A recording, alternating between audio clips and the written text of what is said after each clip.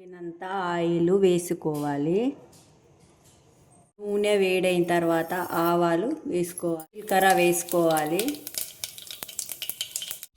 ఒక పచ్చిమిర్చి వేసుకోవాలి, ఎల్లిగడ్డ, అల్లం, జీలకర్ర పేస్ట్ వేసుకోవాలి, ఆనియన్స్ వేసుకోవాలి,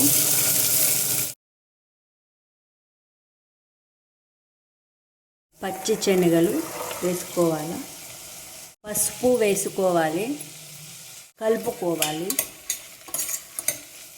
కారం వేసుకోవాలి,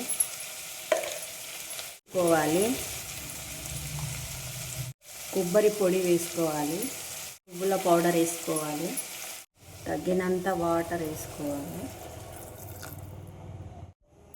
కొత్తిమీర వేసుకోవాలి. మసాలా తినేవారు వేసుకోవచ్చు.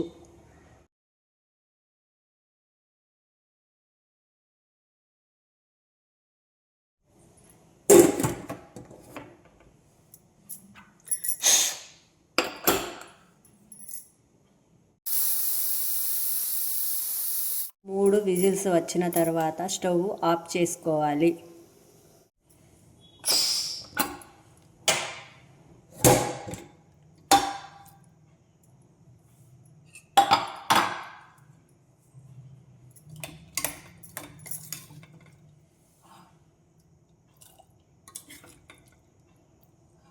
ఇలా ఉంచుకోవాలండి, చాలా టేస్టీగా ఉంటుంది.